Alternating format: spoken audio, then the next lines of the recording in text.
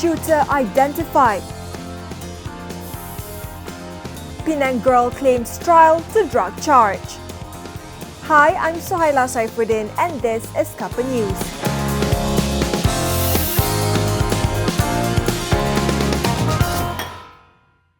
Another high school shooting, this time in the southern French town of Grasse. The student arrested for opening fire, wounded several students and the headmaster has been identified as 17-year-old Kylian Barbie. The suspect is the son of a far-right French politician.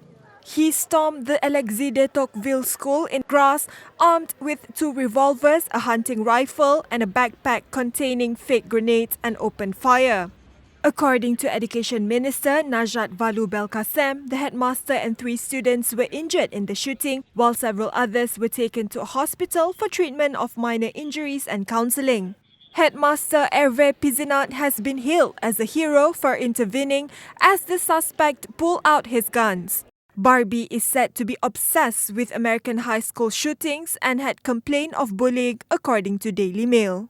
Preliminary investigation showed the suspect browsed shooting videos in the United States and tweeted a picture of the Columbine High School shootings duo which killed 15 people in 1999 before carrying out his own shooting rampage.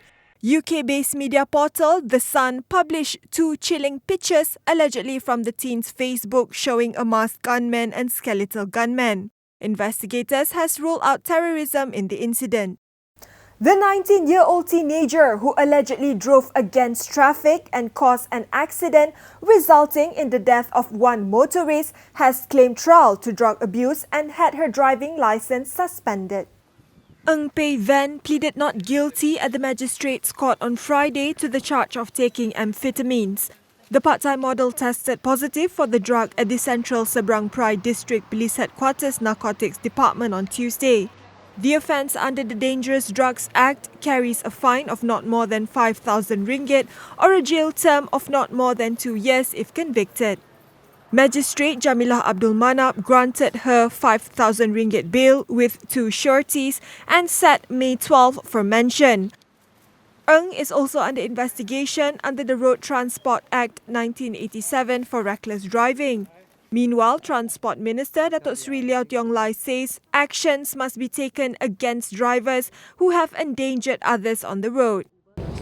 This should not happen because we are very concerned when people drive under the influence of drug.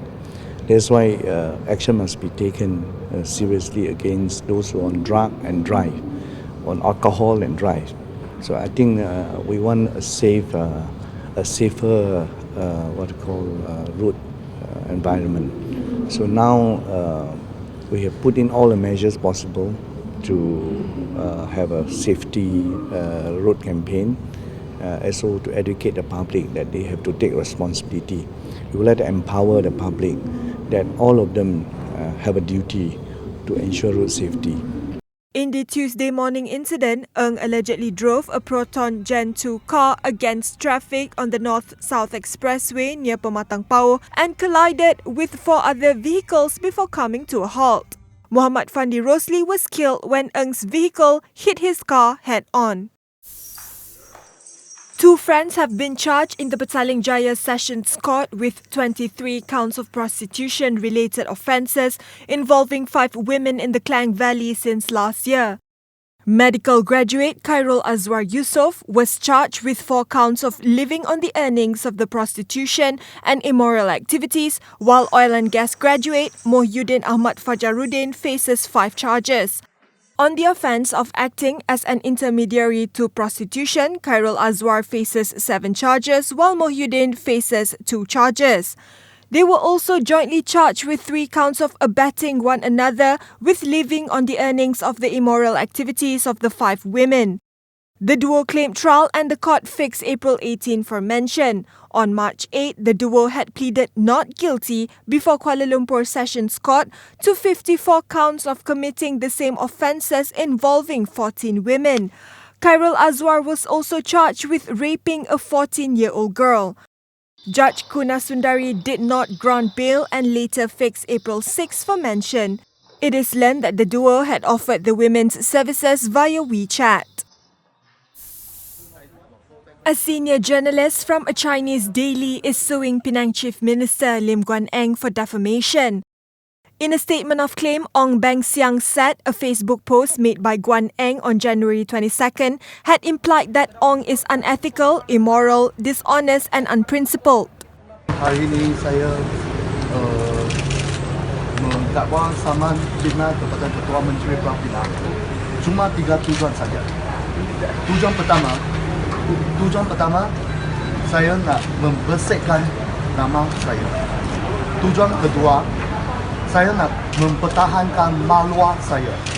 Tujuan ketiga, saya nak mempertahankan maruah rakan media saya. Ong is demanding an apology from Lim as well as general, exemplary and aggravated damages. He is also asking for an injunction to stop the Penang Chief Minister from making further defamatory statements against him. An accident involving 5 vehicles from the North-South Expressway near Kulai caused an 18-kilometre-long traffic crawl Friday afternoon. Kulai OCPD Superintendent Razak Mat Said said the incident involved an express bus with 28 passengers, a trailer, a lorry and 2 cars. He said a woman who is the bus passenger and the driver of the trailer suffered minor injuries and was sent to a hospital for treatment. Superintendent Razak said it was raining heavily when the incident happened near the Kulai Toll Plaza, adding that the bus had been on its way to Johor Bahru from Malacca. An actor best known for his role in the Power Rangers children's television series has pleaded guilty for a manslaughter charge. Richard Medina entered the plea for stabbing his roommate Josh Sutter to death with a sword during an argument on January 31, 2015. Sutter dies of his injuries. Medina faces up to 6 years in state prison when he is sentenced on March 30th. Heavy flooding continues to wreak havoc in western Peru since Wednesday, causing rivers to overflow with mud. Dramatic video clips showing people escaped mudslides have surfaced. In Punta Hermosa, a woman emerged from the flowing river covered with mud.